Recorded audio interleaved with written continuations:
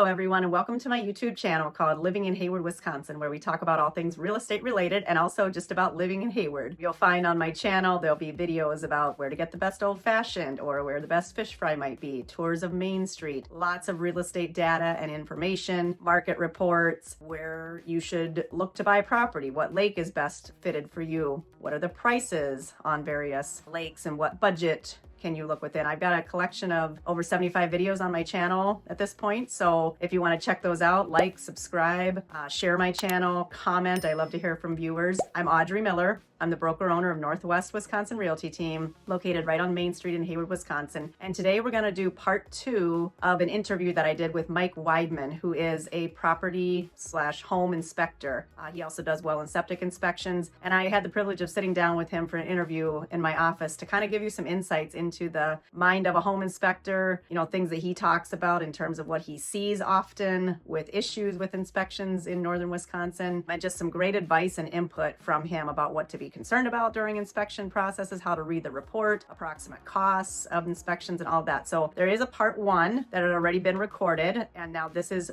part 2. We kind of got a little long-winded, so I broke this into 2 videos for your viewing. So this will be the part 2, and we'll be finishing up that interview with Mike. I really appreciated him coming by and chatting with me, and I think you'll find this really helpful.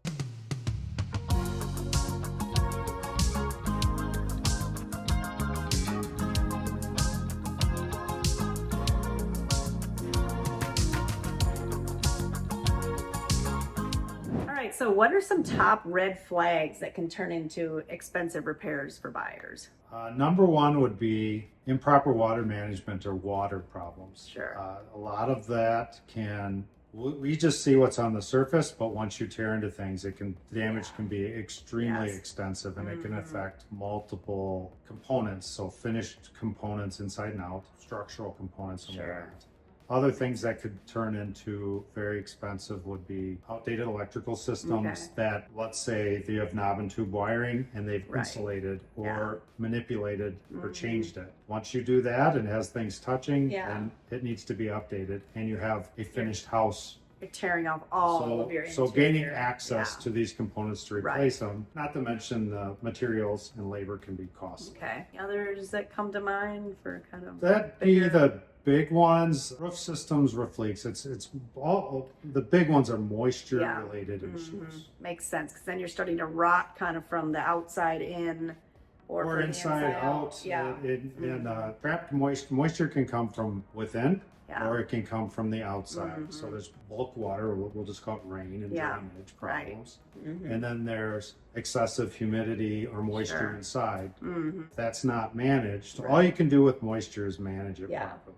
So it's going to be around, but you got to... So we just have to try and manipulate our natural environment. Keep it to from not keep our structures durable. Exactly. So that makes sense. How big of a concern, we kind of touched on it. Well, you know what? You kind of already answered this. I was going to say, how big of a concern are older electrical systems? It can vary, because older electrical systems won't, as far as the distribution components. So your metering and your main panel and sub panels. Those have a lifespan.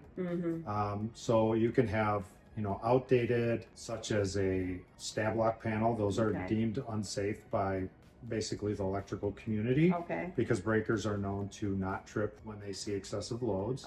The connections can become loose over time, and so they become an arc. They become fire hazards.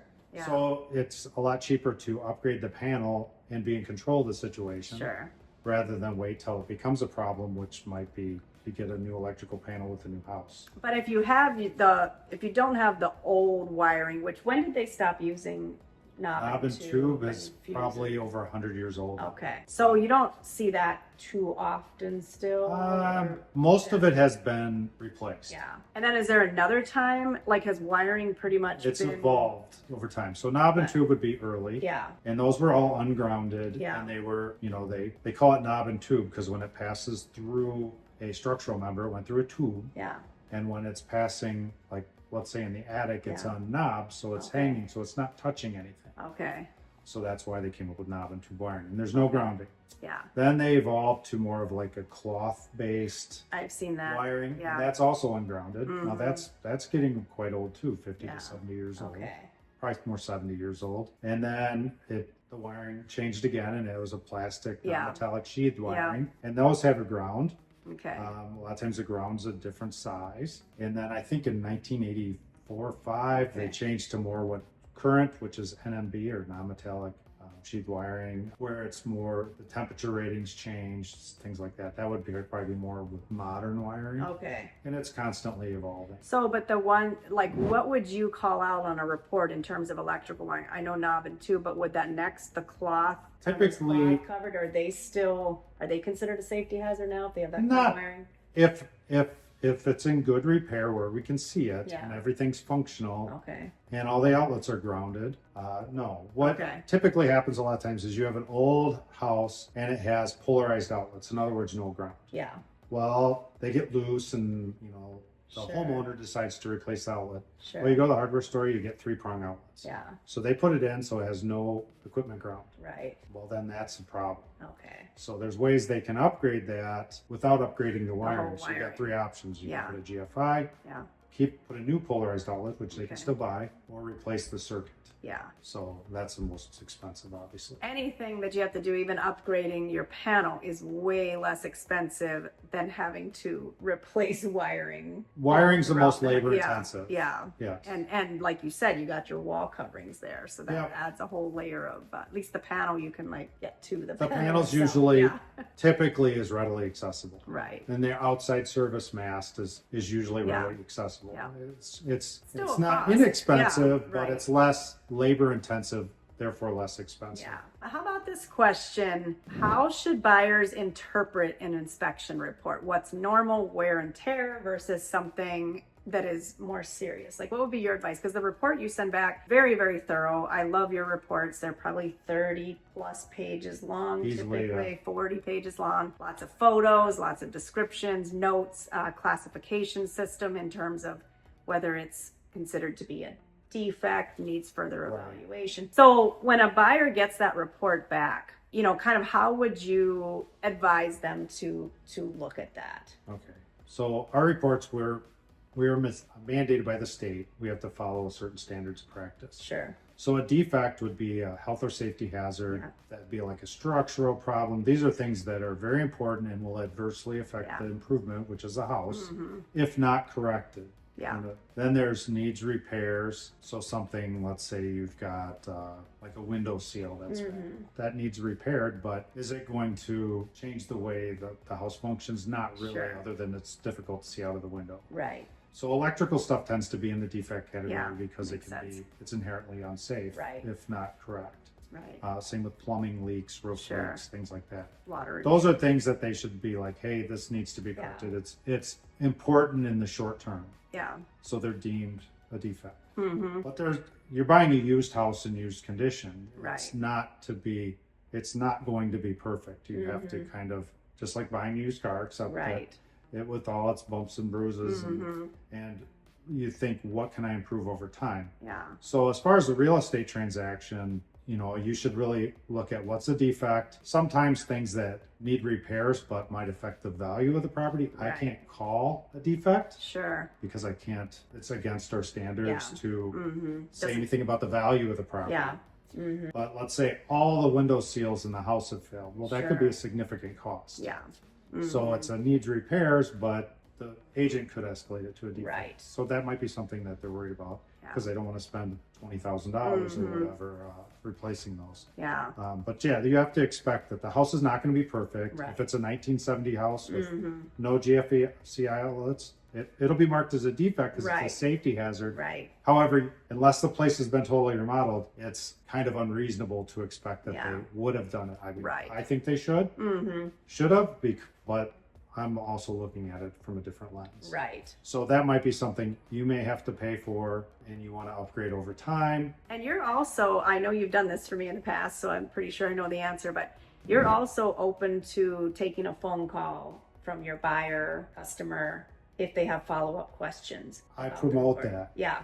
The reports can be a lot to interpret, especially if you're not a contractor. Most people aren't contractors. Right. That's why some people don't understand. I try to explain everything in layman's terms and not go on with technical jargon. Right. But I encourage people to call have a discussion, so we can talk about, hey, the report says this is typically what it takes to repair these problems. This is very important. This is somewhat important. You can do this over time, and we can put things in perspective in how they feel comfortable. Right. And then I can explain a little bit more, because they can sometimes look quite scary. Yeah. Especially if you're buying an older property that has a lot of deferred maintenance. But we try to put everything in perspective, because some people's budgets puts them in a house that needs more work. Yeah. And like you said, you can't expect to pay used house prices but not have anything that's going to be wrong. So it's about looking through that report, maybe having a conversation with you for the buyer to figure out, okay, what is worth walking away from this property, what is worth asking the seller for compensation but we'll still move forward, or what is worth just kind of taking on your own. Right. Now what we're going to discuss is more like, this is what I saw wrong, this is why it's important, things like that. I can't give advice, real estate advice, you know, whether or not you should buy the property. Even though people ask me all the time, I cannot answer that question. Okay. I can't tell you what you should negotiate for and what you should not. I should be like, this is very important and you should be concerned about it.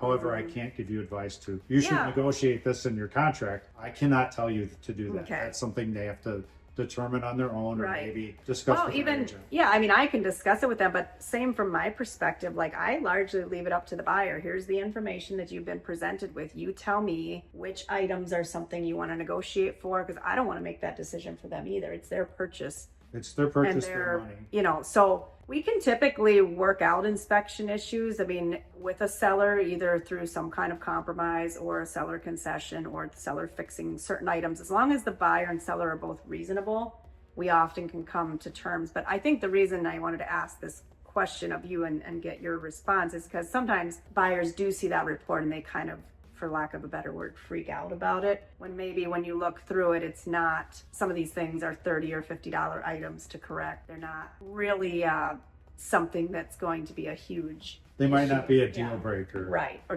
unfortunately, our job, we're kind of paid pessimists. Right. So we're just bringing up all the negative things in the house. And then you're like, oh my gosh, I went from excited to depressed because this house isn't perfect. Well, we could do this, you know, and sometimes I have done this multiple times with the same people, house to house to house. And sometimes it's a matter of adjusting your expectations for your budget. Right.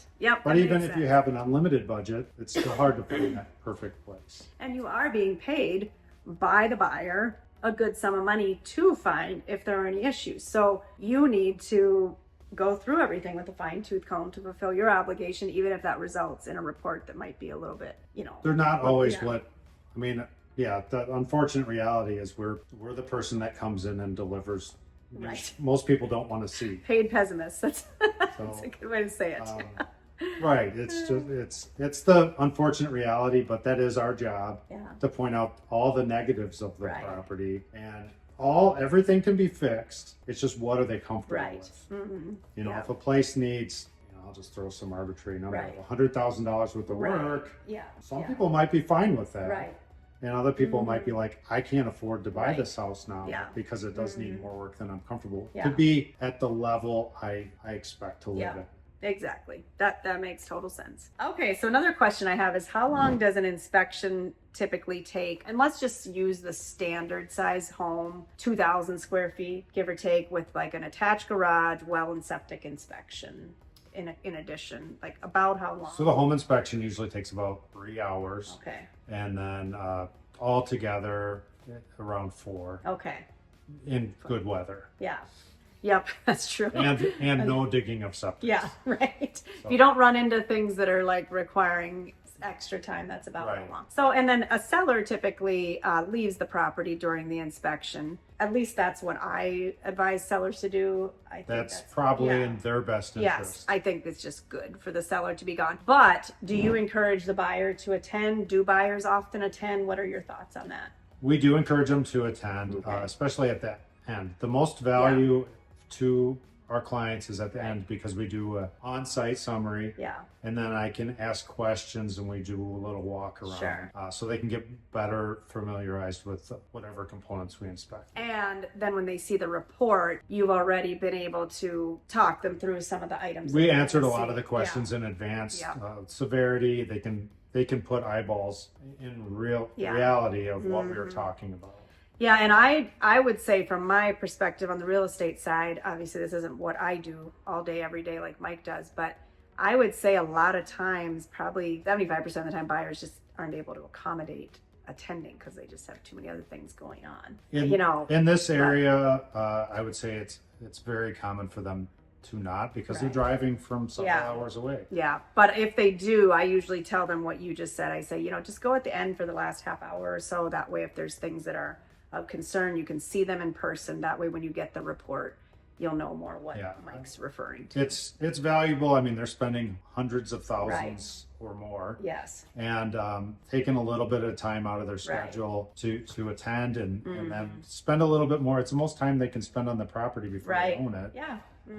Because they're welcome the whole time. Right. I just tend to try and stay focused, ask them to come at the end. Just more probably in the interest of their time as well. Correct. Because, that's a big chunk out of people that come early get bored and leave. Yeah.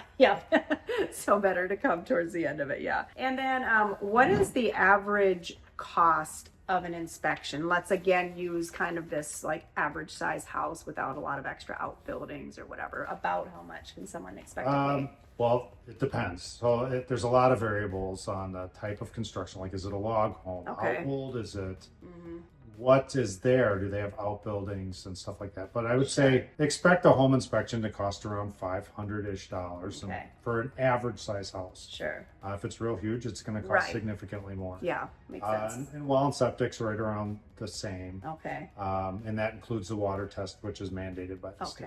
And then if someone wants to do radon, which is a pretty common additional test we have in our area, that's another. I think it starts at 150. Okay. And it kind of depends on the range, because we have to make multiple trips. Yeah. So how far so away? it can be, let's say $150 to $300. Okay. So for an average, again, these are ballparks, and this is in November of 2025. So if you're watching this in 2028 or something, obviously you'd have to get a hold of Mike for new prices. But you can expect, it sounds to me, to pay somewhere between $1,000 and $1,300 for an average size house, but I'm sure it can go upwards depending on the services they order. Yeah. For well, septic, and home, which is the common thing. And keep in mind, if you want to do those services, talk to your agent. Right. It has to be wrote in the offer. Absolutely. Yes, and I've actually run into some experiences with where people wanted to get extra testing done, and it expressly says in the offer documents you can't just get other testing. Which is different than, especially people from Minnesota. They don't understand that, because Minnesota's laws are totally different. So testing is separate from inspections. But again, you have to stay within the scope of what has been authorized within the offer. We cannot do it, even if it's for information only. You can't unknow that. Right. And we cannot do any testing or inspections unless it is in their offer to purchase. Now, sometimes, and a seller wouldn't typically agree to this, but the buyer and seller could choose to do an amendment to add some sort of additional testing or inspection if they agreed upon it. But a lot of times a seller is not very motivated to allow. After they already negotiated to not do it? No, that exactly. And then, so it is possible, but it would behoove you to know what is important to you in advance. You could, and then make sure it's included in your offer. Yeah, no, that makes total sense, and that's a good point. I'm glad you brought that up. So, is there anything that a home inspector doesn't inspect that people are surprised by, or that they might think is going to? Fireplaces and chimneys. We do a cursory inspection. I always recommend what's called a level 2 inspection by a chimney sweep. Yeah. They have specific training and knowledge and tools to better inspect, especially an older masonry chimney, where they take they call it a chim scan as a name brand, but they take a camera up the chimney, because they can have a lot of concealed problems or clearance issues that could be significant costs to repair. Or safety issues too. Like if there's missing. Most older masonry chimneys are in poor condition. So then they know, and there's ways they can repair or change it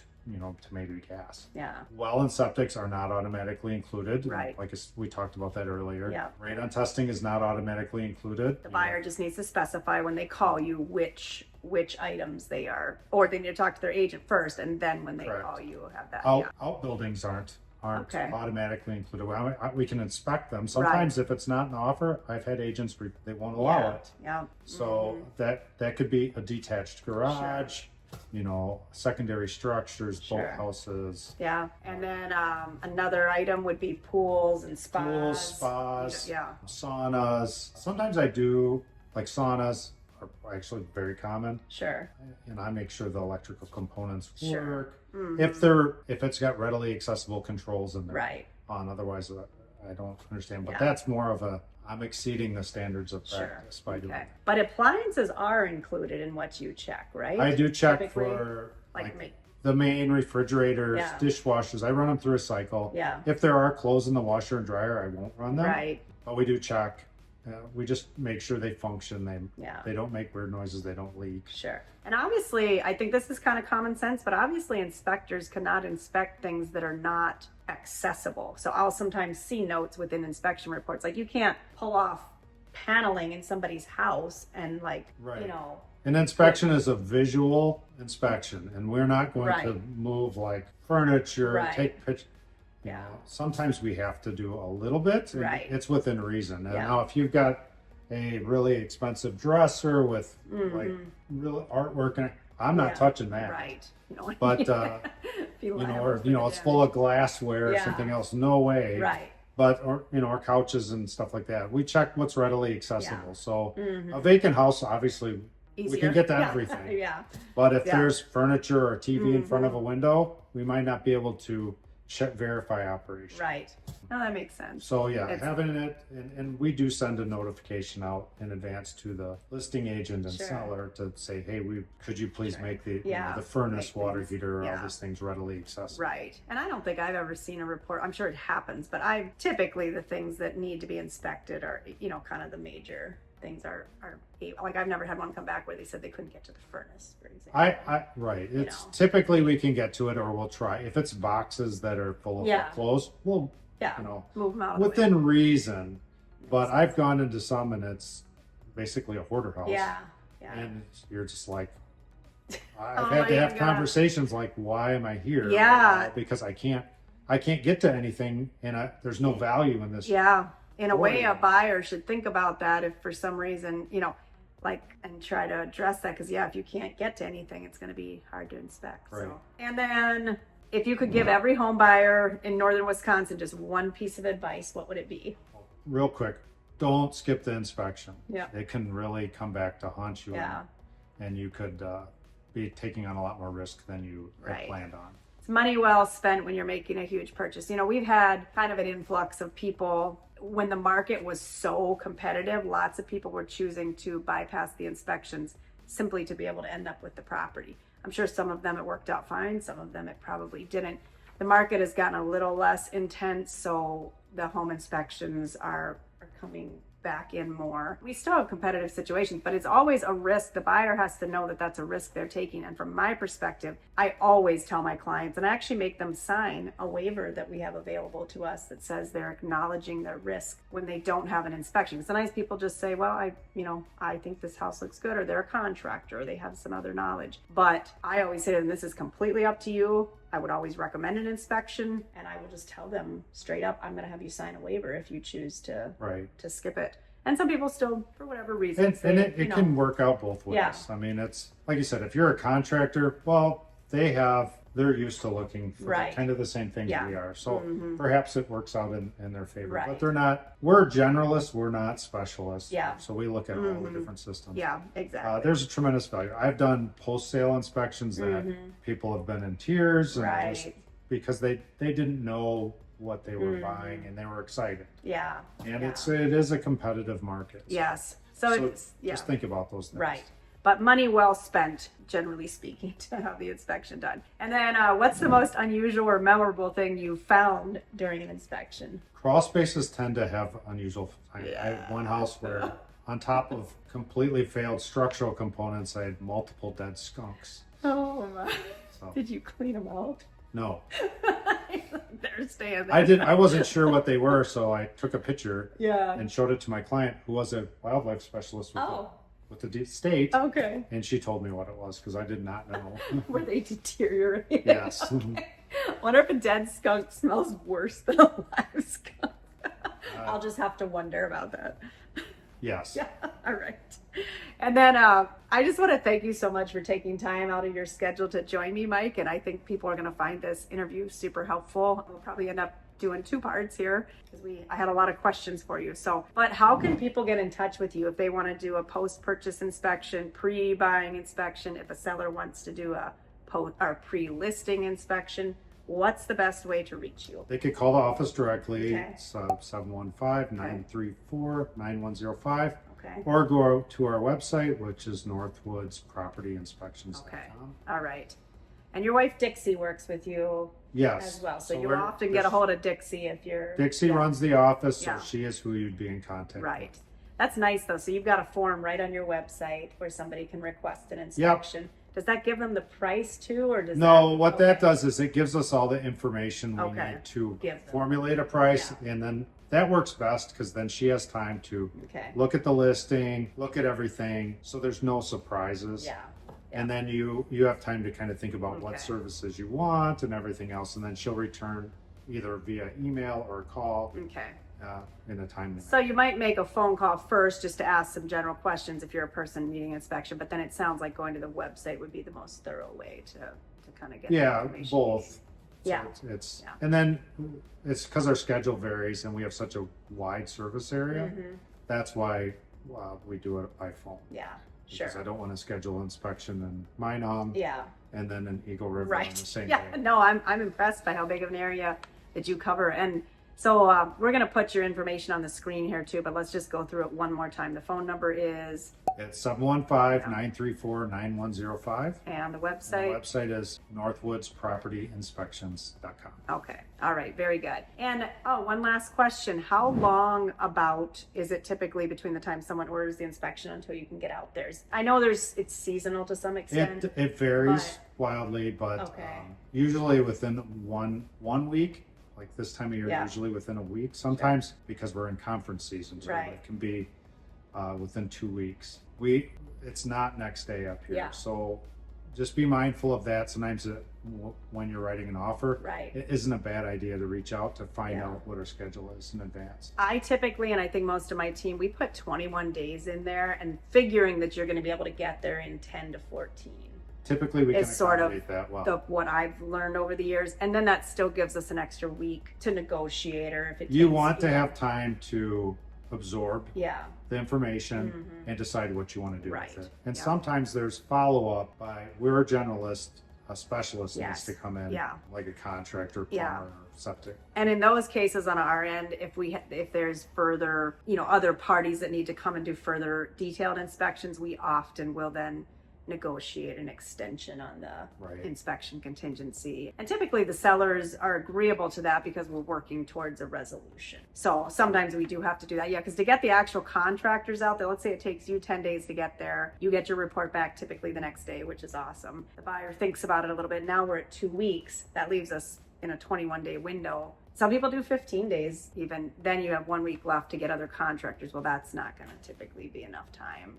So then you may have to, Right. on our So end, we may have to having a little consider extra time isn't a bad thing. Yeah. In a competitive market, some people try to shorten Right. windows up, Yeah. but it really limits their options, and then they're contractually obligated Right. to buy and maybe can't get Yeah. any inspector. Yeah, exactly. So, well, thank you so much, Mike. I appreciate it. And you're going to be famous on YouTube now. Yeah. Thank you for having All me. right. Yeah, you're welcome.